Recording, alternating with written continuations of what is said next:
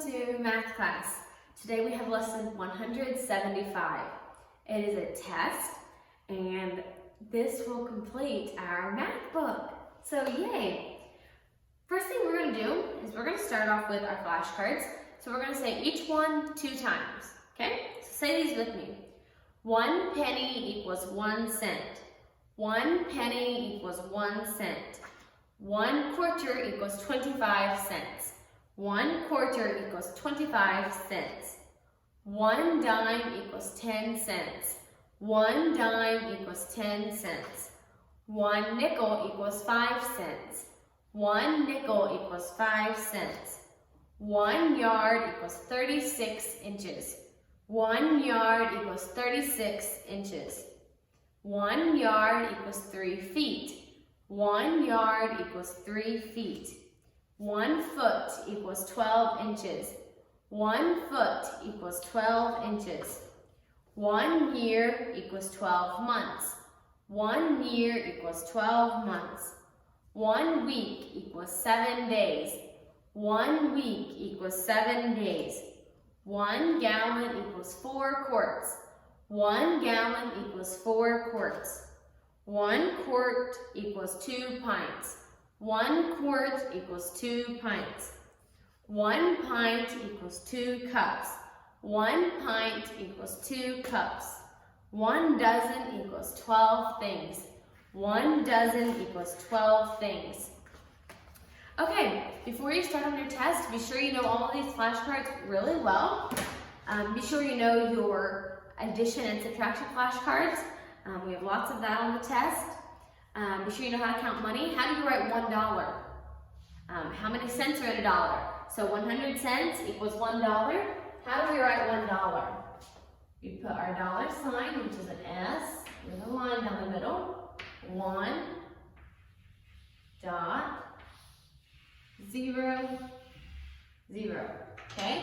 Be sure you know how to write $1. Let's say together 100 cents equals $1. Say it together. 100 cents equals $1. 100 cents equals $1. So instead of writing 100 cents, write $1. So let's go ahead and start on our test. 175, last test. Okay, the first two rows there, I'm going to give you things to write, and you just simply write the answer. Number 1 says, write the number of feet in a yard. Write the number of feet in a yard. Number 2, write the number of cents in a nickel. Write the number of cents in a nickel.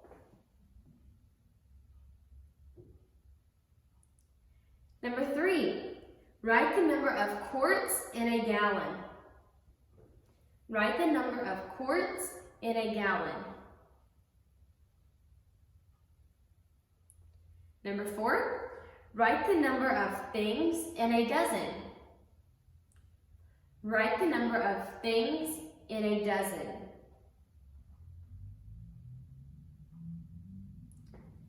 Number 5, write the number of pints in a quart.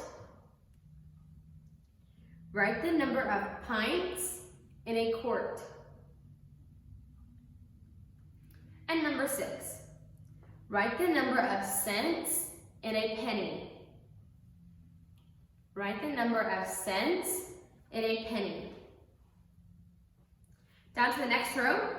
Number 1, write the number of days in a week. Write the number of days in a week.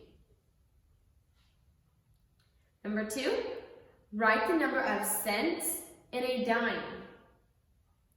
Write the number of cents in a dime. Number 3, write the number 308. 308.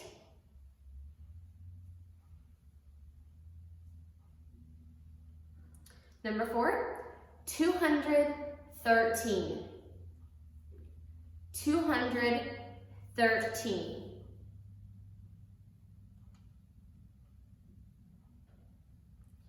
Number 5, draw a triangle. Draw a triangle.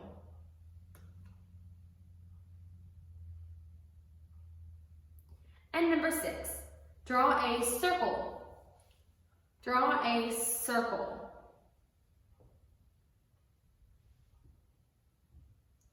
Okay, if you're finished with that, you may lay your pencils down and we will go over the rest of our test. So the next 2 are story problems. I'll read this to you and then you can do them later. A train had 4 coal cars, 5 flat cars, and 2 box cars. How many cars did the train have in all? And the next one says, on Monday, Emma fried 1 dozen eggs for breakfast. On Tuesday, she fried 8 eggs.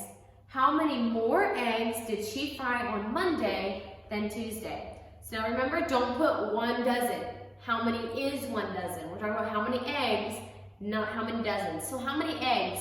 How many eggs are in 1 dozen? She fried 1 dozen. How many eggs was that? You write how many eggs she fried on Monday minus how many eggs she fried on Tuesday. So in the next part, it says ones, tens, or hundreds. So you write the number that is in the ones, tens, or hundreds place. Then you have counting the money. Be sure you count the money from the greatest value to the lowest. So start with the quarters and write the amount under each quarter. Then go to the dimes, write the amount under each dime, the nickels, and then the pennies. Be sure you write the amount underneath each coin. And if it's 100 cents, if it's 100 cents, what are you going to write? You're going to write $1, okay? $1. Top of the next page says finish the counting pattern in each row. First of all, you find the counting pattern, look at the 2 numbers that are right beside each other, and finish filling in the blanks. The next 2 rows, you have addition and subtraction, vertical addition and subtraction. Do those carefully. Then you have 2 rows of horizontal addition and subtraction, and then you have some 2-column addition and subtraction. So on your 2-column addition and subtraction, if it's addition, be sure you carry if you need to. If it is subtraction, never begin the answer with 0, okay? So check over your test, be sure you follow directions, and yeah, make sure you did your very best. I guess this is the last time I'll be seeing you on videos like this. So thank you for taking the time to watch these and follow along, and yeah, you guys have did very well with this. Okay, I think that is all I have for today. Enjoy your afternoon. Bye.